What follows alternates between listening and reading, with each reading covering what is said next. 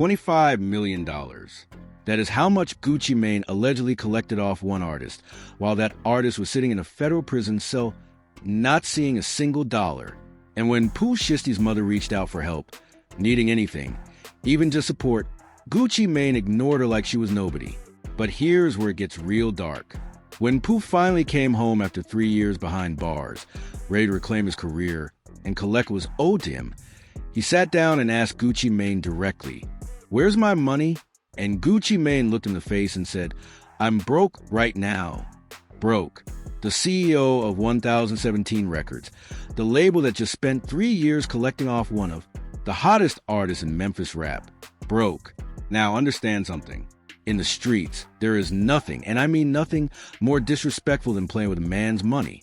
That is the kind of thing people are willing to die over. And allegedly, Pooh Shiesty was done talking. On top of all of that, Pooh came home thinking his contract with 1017 Records was done. He had done the time. He had paid his dues. He assumed that was it. But here's the part nobody told him before he signed that deal. When you go to prison, your recording contract does not end. It pauses. The clock stops on your album rollout obligations. But the CEO, he keeps collecting every stream, every sync, every royalty check. And you see zero of it while you're locked up. Pooh Shiesty did 3 years in federal prison. Gucci Mane came home to check after check. And when Pooh walked out and asked for his cut, he got excuses. So Pooh decided to handle it differently. He invited Gucci Mane to a meeting in Dallas, Texas. And what happened in that studio on January 10th? 2026 is now the most explosive story in hip-hop. And it is going to put Pooh Shiesty away for the rest of his life if the feds have their way. Stay right here, because what I'm about to break down for you is bigger than the robbery. This is about how the music industry turns artists into products, how a contract can legally rob you blind, and how Pooh Shiesty's story went from Memphis underdog to federal fugitive in the span of 5 years. Do not go anywhere. Pushy was one of the most promising young rappers to come out of Memphis in a decade, in a city that gave hip-hop 36 Mafia Yo Gotti, and Moneybagg Yo, that is not a small statement. He had the flow, the energy, the street credibility, and the commercial appeal. When Gucci Mane came knocking, it felt like a blessing, a legend reaching down to pull up the next generation. But the relationship between Pooh Shiesty and Gucci Mane did not stay a blessing for long. What people see on the surface, the collab records, the matching chain photos, the Instagram posts, none of that tells you what was really going on behind closed doors. The contracts, the money, the silence. To understand how things got to the point where Pooh Shiesty allegedly put an AK-style pistol in Gucci Mane's face and forced him to sign a release at gunpoint, we got to go all the way back to where this relationship started. Because this story does not begin in a Dallas studio in 2026. It begins in Memphis in 2019. Let's rewind to 2019. Lantrell Williams Jr., known on the streets and in the booth as Pooh Shiesty, was a 20-year-old kid from Memphis, Tennessee, with no major label deal, no industry connections, and everything to prove. His father, Lantrell Williams Sr., known in Memphis as Mob Boss, had founded his own local label called Mob Ties Records. So, Pooh was raised around music. The studio was not foreign to him. The grind was in his blood. He dropped his debut single Hell Night in 2019, linking up with his day one running partner, Big 30. Then came Shy Summer, then Choa Talk, then Day One. He was grinding hard, building a regional following the old-fashioned way through consistency and raw talent. And people started paying attention. By early 2020, Pooh Shiesty had caught the attention of none other than Gucci Mane, the Atlanta trap legend, the founder of 1017 Records, and one of the most successful independent label bosses in hip-hop history. Now, Gucci Mane did not just offer a handshake. He extended a full joint venture deal. Pooh would sign to 1017 Records, which was distributed through Atlantic Records. That means Atlantic's infrastructure, Atlantic's marketing budget, Atlantic's global reach. For a kid from Memphis who had been going independent, this was a dream. Pooh said it himself in an interview. "I don't know who else I would go to. Ain't nobody was coming at me like, underscore, just made. Perfect sense. And on the surface, it did make sense. Gucci Mane had a track record. He had launch careers. Young Thug came through a circle. He had eyes for talent. So Pooh signed on the dotted line in April 2020, and they celebrated by dropping a collaborative single together called Still Remember on the record. Pooh literally rapped about the blessing of the deal, comparing himself and Gucci to Shaq and Kareem. He was happy. He was grateful. He was locked in. But here is what Pooh Shiesty did not fully understand on the day he signed that contract, and what most young artists never understand until it is too late. That deal was not just a record deal. It was a business arrangement structured to benefit 1017 Records in Atlantic First. When you sign to an imprint label like 1017, the label boss, in this case Gucci Mane, takes his cut before anything flows down to you. Recording costs, promotional costs, advances, all of it gets recouped from your royalties before you see a dollar. And the royalties split. In a typical imprint deal, the artist is often looking at 15 to 20% of the net after the label takes its share, after Atlantic takes its distribution fee, after recruitment. The label boss is sitting at the top of that structure, collecting on everything. Let me break down exactly how a deal like this works, because most people have no idea how these numbers actually move. And this is the key to understanding why Pooh Shiesty felt robbed before he ever pulled out a weapon. When a label like 1017 signs an artist, they are not just buying your music, they are buying your masters, meaning they own the recordings, not just the right to sell them. They own them. You are essentially selling the product you make to them in exchange for a percentage of what that product earns. In a standard recording deal in 2020, a new artist with no leverage will be looking at a royalty rate somewhere between 15 and 18% of what is called the SRLP, the suggested retail list price of music. But here is the catch. You do not see those royalties until the label has recouped every dollar they spent on you. The advance they gave you recouped. The studio time recouped. The music videos recouped. The promotional campaigns recouped. Every dollar the label spends comes out of your future royalty pool before you see a single check. Meanwhile, the label boss, Gucci Mane in this case, is operating on the publishing side and the master ownership side simultaneously. On the master ownership side, labels typically keep 82 to 85% of all recording revenue. So, every stream of back-end blood that generated a dollar, Gucci Mane's 1017 Records was seeing 80 plus cents of it. And there is something else people forget. Touring. Before Pooh Shiesty went to prison, he was reportedly pulling in between $30,000 and $50,000 per performance. He was doing shows across the country at the peak of his momentum. A label with a 360 deal, which means a label takes a percentage of all revenue, including touring, merchandise, and endorsements will be collecting off every show. 2. When you add it all up, streaming, album sales, touring, merchandise, sync licensing, radio royalties, the number that flows through a label off a commercially successful artist is staggering. And the artist, especially early in their career under a restrictive deal, sees a fraction of what the label collects. No cap. This is why so many rappers who go platinum end up broke. Pushy did not have the leverage of a veteran. He was a new artist. He took what they offered him because at that point in his career, the platform was worth more than the money. That decision would define the next 6 years of his life. Now, let me break down the money because this is the core of everything. Within months of signing, Pooh Shiesty dropped a record that changed everything. November 6, 2020, Back in Blood, featuring Lil Durk, hits the internet, and the streets went crazy immediately. The song debuted on the Billboard Hot 100 and climbed all the way to number 13. For reference, that is one of the highest charting debut singles from any Memphis rapper ever. It was certified 5 times platinum by the RAA. 5 times platinum.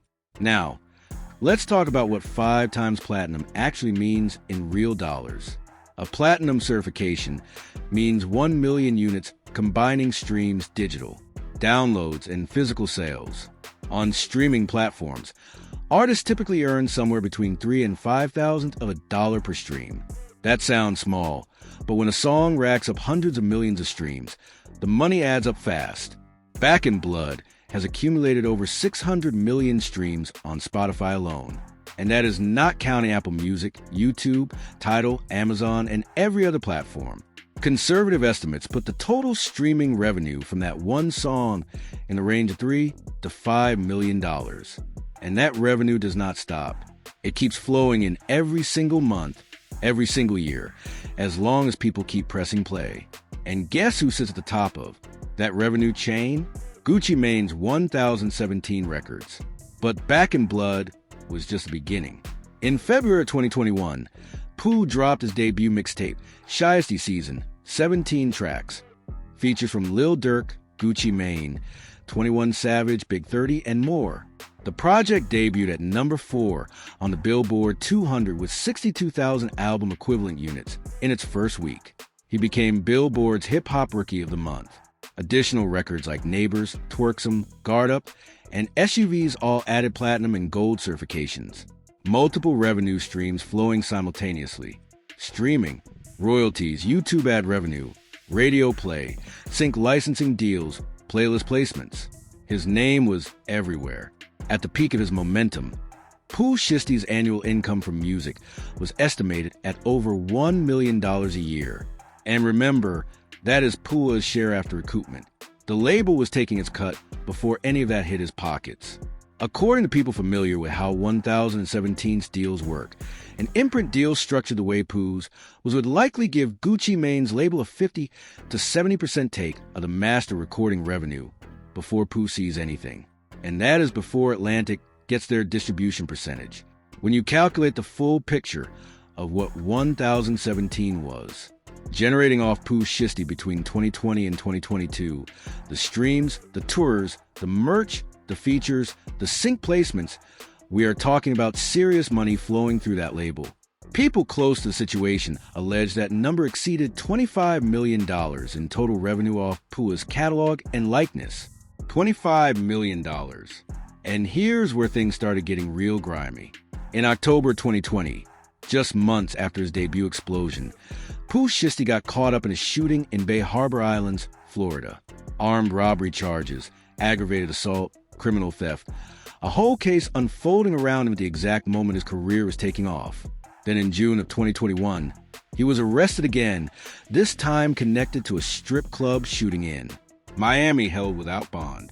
By January 2022, Pooh Shiesty pleaded guilty to federal conspiracy charges. And in April 2022, he was sentenced to 5 years and 3 months in federal prison. He was 22 years old. Now, here's the part that grinds your soul when you think about it. The moment Pooh Shie walked into that federal facility, his clock as a working artist stopped. No tours, no appearances, no new music drops, no brand deals, no nothing. But his catalog that never stopped working. Back in Blood kept streaming. Shy Season kept selling. Radio kept spinning his records. Playlists kept featuring him. YouTube kept running ads on his videos. And all of that revenue, every dollar that came in off the music that Pooh Shiesty created kept flowing through 1017 records, kept flowing to Gucci Mane for 3 years straight. Think about that for a second. 3 full years of streaming revenue, sync licensing, playlist royalties, YouTube monetization, all generating income off the name and voice of a man sitting in a federal cell with no access to any of it. The system kept spinning. The checks kept coming. And not a single dollar of that money allegedly made its way back to Pooh or his family. While he was locked up, that is not a rumor. That is how the music business is structured. The masters keep generating money whether the artist is working or not. And the label, the entity that owns those masters, collects every penny while the artist is away. There's no pause button on royalties. There is no morality clause that says if the artist is incarcerated, the label stops collecting. The machine does not care. It just keeps running. And according to people close to the situation, Gucci Mane ran that machine for 3 years off Pooh Shiesty's back and did not send a dollar home. Now, this is where it gets personal. This is where it stops being just a business story and becomes something else entirely. While Pooh Shiesty was sitting inside a federal correctional facility, his family on the outside was still living life. His mother, Gladys Baines, known publicly as Mama Shiesty, was out here holding things together, raising grandkids, managing what was left of Pooh's affairs, keeping the family together while her son did his time. And according to people close to the family, Gladys Baines reached out to Gucci Mane for help. Now understand the context. This is not a stranger asking for a handout. This is a mother of the artist whose music was actively making Gucci Mane money in real time, while Back in Blood was racking up streams, while Shiesty season was on playlists worldwide, while Gucci was cashing royalty checks. Pooh's mother was reaching out for support, and allegedly Gucci Mane ignored her. A post that circulated on social media made by someone close to the family, who tagged Mama Shiesty, made a claim that shook the internet, that Gucci Mane made over $25 million off Pooh Shiesty's music during his incarceration and did not split a single dollar with his family, not $1. While Pooh sat in a cell, the money generated by his art, his voice, his creativity allegedly went entirely into Gucci Mane's pocket. And when Pooh Shiesty was released from federal prison in October of 2025, having served 3 years after receiving credit for time served, he came home with one thing on his mind beyond music: the bag that was owed to him. Let's be clear about what he walked back into.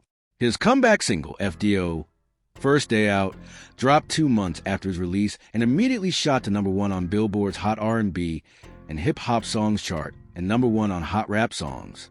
Number 1. The kid had not lost a step. The audience was still there. The money potential was undeniable. But he was still on a contract signed in 2020 before he had leverage, before he had a platinum album, before he had proven himself.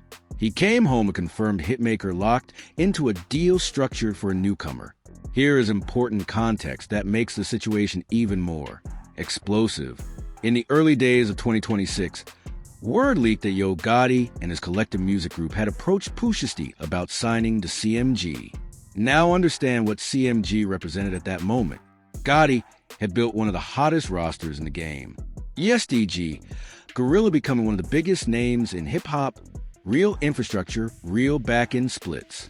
CMG was offering artists the kind of creative freedom and financial transparency that Pooh Shiesty was not getting at 1017. And Yodi and Gucci Mane have had personal history going back years. Real bad blood between Atlanta and Memphis that predates Pooh Shiesty by a decade. So the idea of Pooh Shiesty jumping from 1017 to CMG was not just a business move. It was a statement. The money was there. The platform was there. The escape hatch was right in front of him. But he could not walk through it while he was still signed to Gucci Mane. That is the box he was in.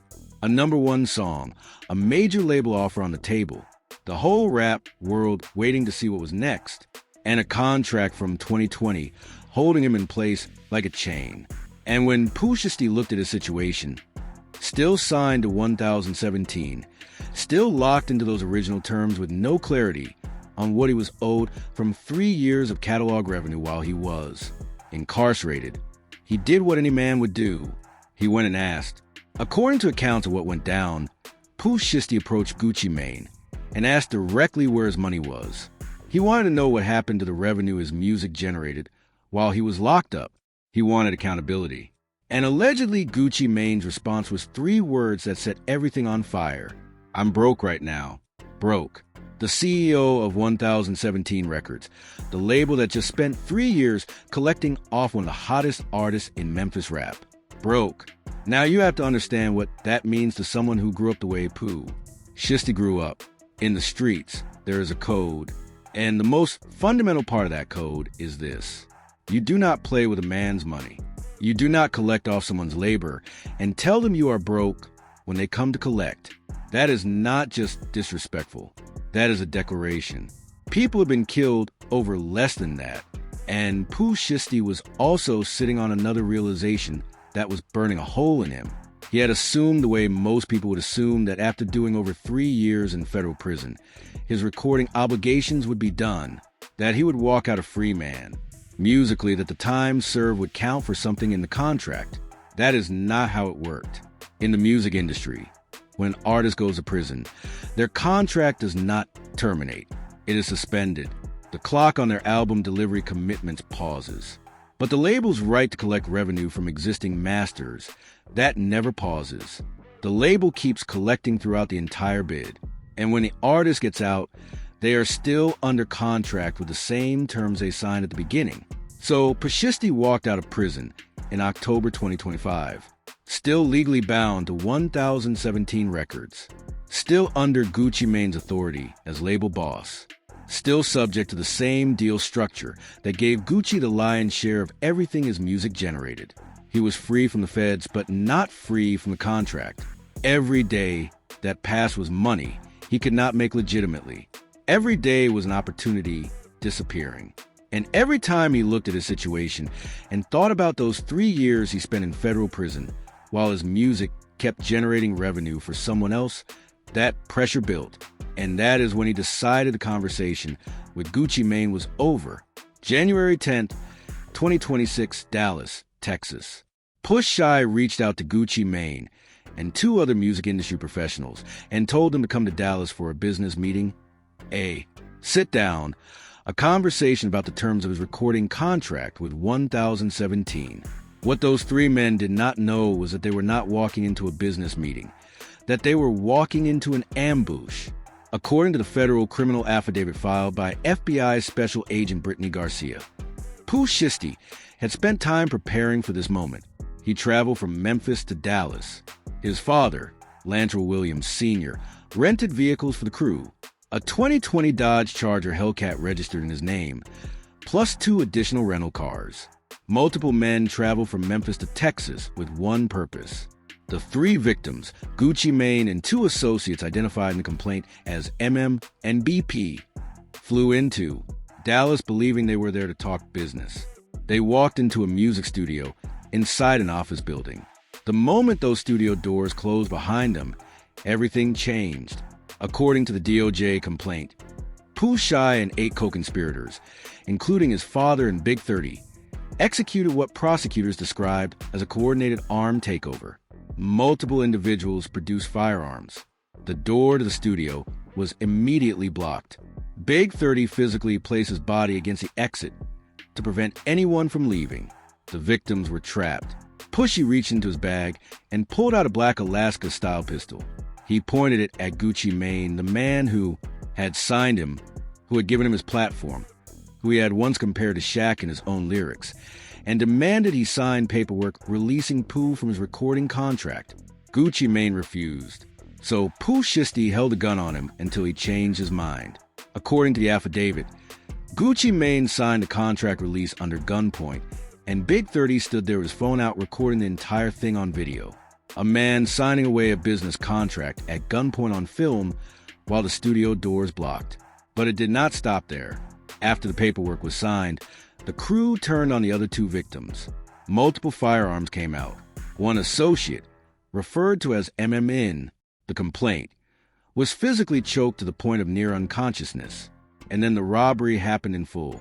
Rolex watches, jewelry, including Gucci Mane's own wedding ring and earrings, cash, a Louis Vuitton bag, a wallet fitted with an Apple AirTag. Everything of value in that room was taken. The victims were trapped inside that studio while the crew walked out. They made their way out in vehicles that surveillance cameras from a neighboring building had already captured on film. And then, and this is where the story gets unbelievably reckless, some members of the crew went on social media and posted the stolen items. They posted the Rolex watches. They posted the jewelry on their own accounts. After a federal kidnapping and armed robbery, the moment word spread on social media that Gucci Mane had been robbed and kidnapped by his own artist, the entire rap internet exploded. Some people sided with Pooh, arguing that if the money allegations were true, Gucci brought on himself. Others called the move reckless and stupid, pointing out that you cannot run a legitimate comeback and pull a move like that at the same time. But the thing that really got people talking was the cooperation. The fact that Gucci Mane gave information to federal investigators in the world Pooh Shiesty came from going to police after getting robbed, even if you are the victim, carries a stigma that no amount of legal justification erases on the streets. 50 Cent immediately hopped online to fire shots at Gucci's credibility. Old videos of Gucci Mane saying "don't tell" the police resurfaced and went viral overnight. The court of public opinion was divided. The court of law was not. Visual FBI badge, ankle monitor graphics, social media post screenshots, DOJ seal. The FBI was already involved before the arrests were made public. And when you look at the evidence prosecutors compiled against Pooh Shiesty and his crew, the case is airtight in ways that are almost hard to believe. First, the ankle monitor. Pushy was on federal home confinement at the time of the Dallas robbery. He had come home from prison in October 2025, but he was not fully free. He was on supervised release with an ankle monitor. That ankle monitor placed him at the scene of the crime. GPS data from a federal monitoring system tracked his location to that Dallas studio on January 10th. The government's own supervision technology put him in the room. Second, the surveillance footage. Cameras from a neighboring building captured the vehicles the crew used. Two of those cars were rental vehicles rented in the name of Lantrell Williams Sr., Pooh's father. The Dodge Charger Hellcat was registered to Pooh's father. The vehicle trail from Memphis to Dallas is documented. Third, the social media posts. Members of the group photographed the stolen goods and posted them online. Investigators matched those items to what the victims reported stolen, and those accounts were linked directly back to the defendants. Fourth, the video Big 30 recorded a video of Gucci Mane signing the contract release under gunpoint on camera. Documented evidence of the crime in progress, allegedly created by one of the defendants themselves. Now, let's talk about what they are actually facing in court, because the charges here are not something you negotiate your way out of with a good lawyer and a clean record. The federal complaint was filed Monday, March 30th, 2026.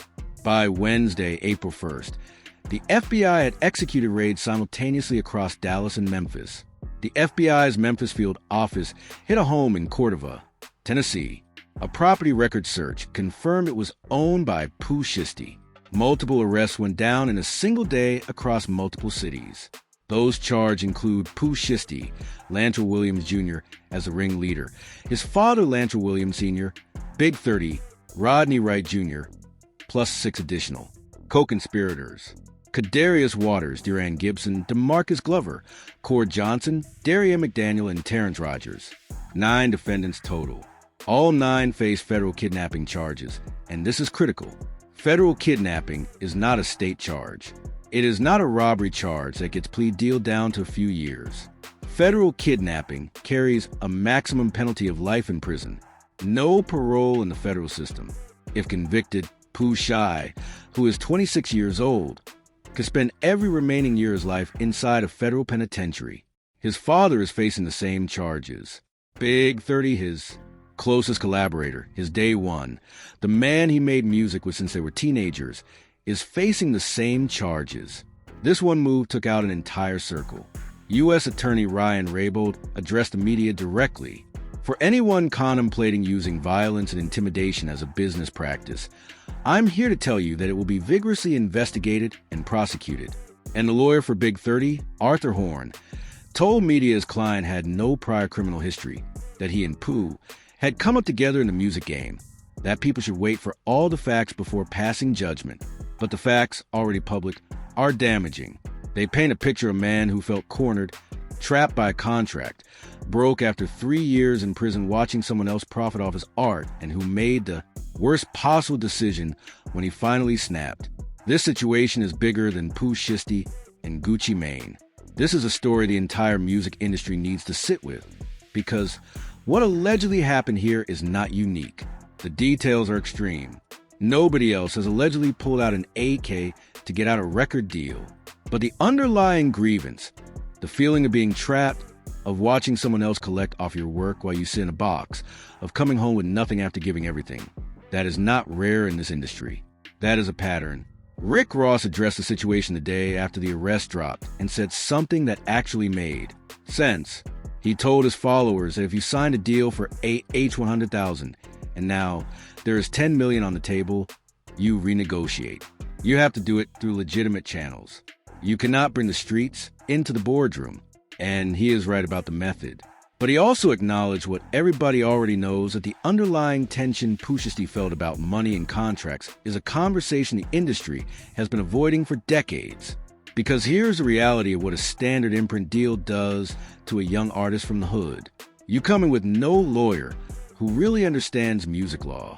You get an advance, maybe a few hundred, 000, and you think you are rich. But that advance is recoupable. Every dollar they spend marketing you, recording you, promoting you, comes out of your royalties before you see a penny. And meanwhile, the label is collecting master recording revenue that the artist sees very little of. Pooh Shiesty created a 5-time platinum hit. He created a top 5 debut mixtape. He generated hundreds of millions of streams, and he came home from prison with an estimated net worth of $3 to $4 million, while his label allegedly pulled $25 million in revenue off his catalog. That is the real score that got kept. That is the math that broke him. And here's where things stand today. Pushy is in federal custody. His father is in federal custody. Big 30 is in federal custody. The man who once rapped that Gucci came and got him is now staring at a potential life sentence for how he tried to get himself out. His comeback single FDO had just hit #1. The bag from Yodi and CMG was reportedly on the table. Everything Pooh needed was right there. A legitimate lane out of situation he felt was suffocating him, and he threw all of it away. That is the real tragedy.